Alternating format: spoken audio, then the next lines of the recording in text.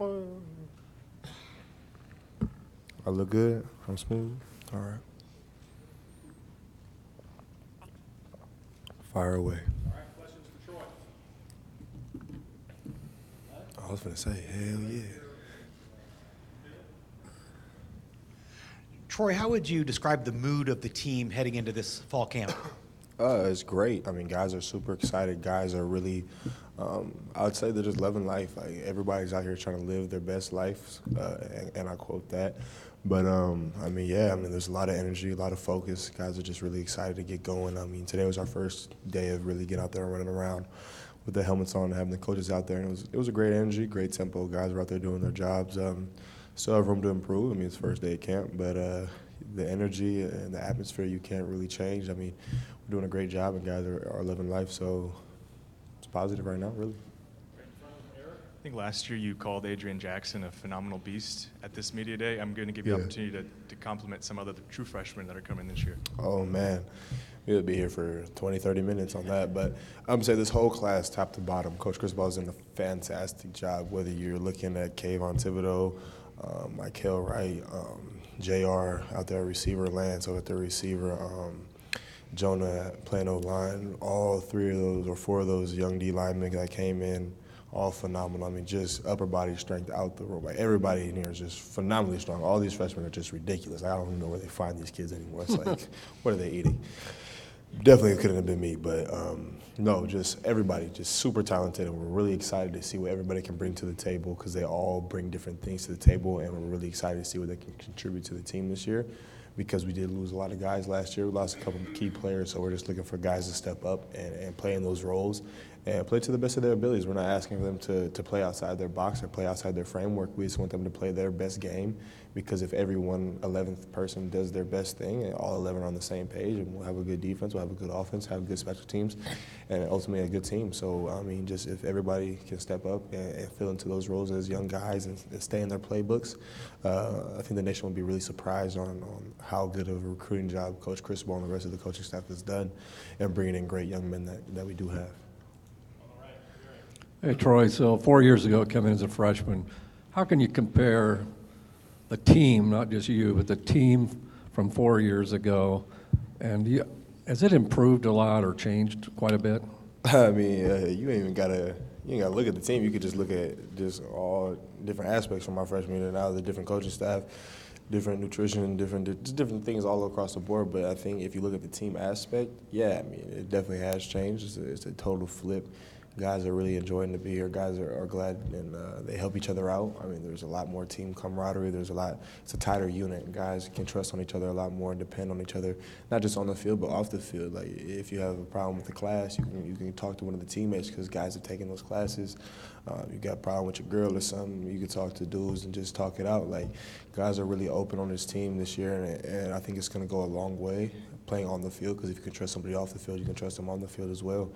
And I think just building those relationships and those bonds has done a great job. I mean, Coach Cristobal has always put team events together. Coach Phil has done a great job in the weight room, making sure guys interact and stuff like that. So I think just those interactions have helped us out a lot.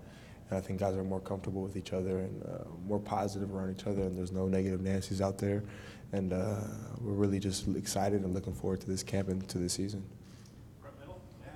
When you committed to this program, they were competing for conference championships, being voted first in the division.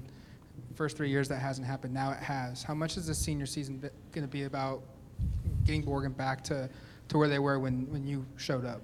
Yeah, I think it's a big thing, not just for us seniors, but for the entire program. Like you said, like when most of us seen Oregon in the prime, it was the Marcus Mariotas, the Dennis Dixons, all those dudes, high-flying offenses, good defenses, playing the Rose Bowl, playing the Fiesta Bowl, playing the National Championship, playing those big-time games, winning the Pac-12 title, stuff like that you grow up as a kid and dream of. I think we're trying to reestablish that here because, I mean, we have the talent, we have the coaching, we have the facilities. We're just trying to put all the pieces together and make sure guys utilize everything that we are given to the fullest of potential. And I think guys are doing a great job so far, and as long as we stay on the same path and do what we need to do right and do it the correct way. And as Coach Cristobal says, just abide by the culture and just everybody buys in. We'll have a really good season, I think, and we'll surprise a lot of people. But it really starts right now, and guys have to really buy in and really focus on the main goal, which is being accountable to your teammates and being accountable to yourself, because at the end of the day, if you're not accountable, everything's going to sink. So as long as the guys can stay on track and stay accountable, I think we'll have a pretty good season at the end of the year. You mentioned back in L.A. over here. Oh, yeah, my bad, Andrew, my fault. Yeah, you're good. You mentioned back in L.A. about how you and Coach Avalos came from the same area, and that helps kind of talk about home. And when you go from a coordinator that you were pretty close with in Coach Levitt, and then you have to create in your final year another relationship with a completely different coordinator, how much does that shared connection just help establish a rapport between the two of you guys? Yeah, I mean, I think it helps a lot because, I mean, you break down a lot of barriers. You don't have to go through that murky phase where it's like, okay, where's this guy from? Like, how does he feel? Like, what's really going on? And I mean, me and Coach Avalos always joke around because he always was that baseball cap and like a windbreaker type of little cutoff thing, and I always call him the AAU baseball coach because he really looks like an AAU baseball coach from the Inland Empire. If you go look up those pictures of those coaches, I swear to you, he looks exactly the same. And it's just fun to have jokes and just be able to crack back and just talk about past players from our area and just things of that nature. And it's just super cool to be able to relate to a person like that on a personal level, because at the end of the day, it really is bigger than football. And I think that he cares about all of the players on the defense as human beings and as men.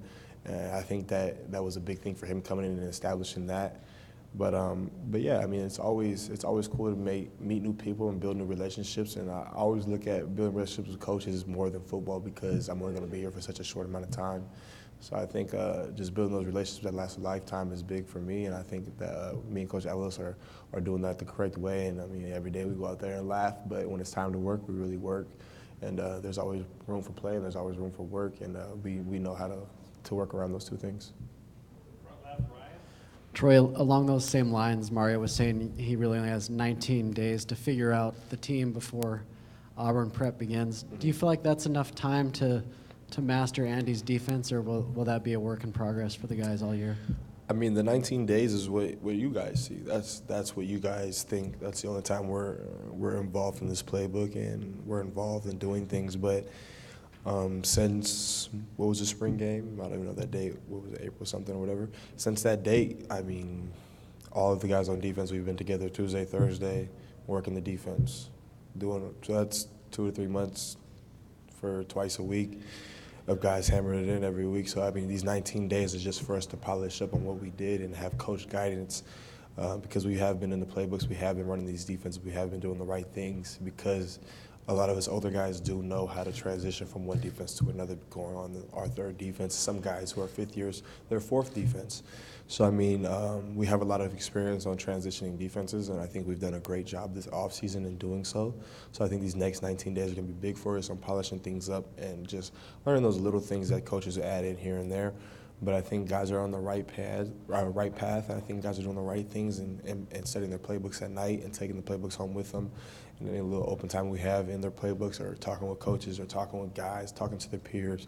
Because, I mean, at the end of the day, if I can't help out G-Mon, if I can't help MJ, that doesn't affect me. It's just because I can be on the field and they can't be on that. That hurts the whole program, because I'm gone next year no matter whether I like it or not, and someone has to step up and take that role. So if I'm not helping those guys, it's going to just set everybody back another year. So I think the seniors on this team understand that. We put forward a lot of coaching because we've seen a lot of different things. And I think these next 19 days will be big for us as a team, just coming together as a unit and just continue to grow as the Oregon football team. And we're really looking forward to it. And it's going to be a competitive camp, and it should be pretty physical.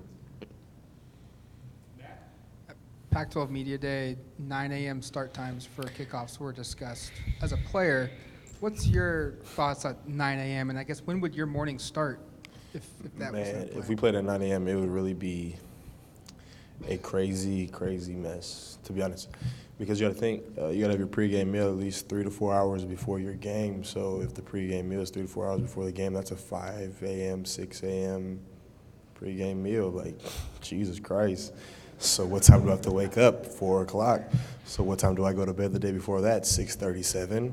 All right, then I just missed everything the day before because we're West Coast, so everything's already behind. But, I mean, I don't think it'll happen. 9 o'clock is just way too early. I think they should just play 11, just play more 11 o'clock, 12 o'clock games. 9 o'clock is just absurd, but, hey, if it makes money, it makes money, man. Hey, Troy, as a senior, I'm sure your closet's not light in Oregon PEs and things of that nature, shoes and gear. Do you have a favorite pair of shoes you've gotten? I'd have to say my favorite pair, would have to be the Oregon 3s that we just wore in the Pac-12 Media Day. Cause I'm a big 3 guy, so I'm not even a huge Jordan guy. You see I'm up here wearing Vans. But no, I mean, if it comes to me wearing Jordans, I love 3s. And I think those green 3s are just, Tinker did a great job, him and his staff, designing those and putting those together for us. And anytime Tinker does anything for us, we're super appreciative and we're super grateful because it is a super honorable thing to have Tinker Hatfield, the man who came up with the shoe, design a shoe for us. And I think we have a couple of exclusive shoes that he's only made for us, and I think that's pretty big. But if I had to choose a certain pair, it'd probably be those 3s. Shout out to you, Tink. Thanks a lot, man. Anybody? Yeah. You guys have a great one. See you guys later. Stay blessed.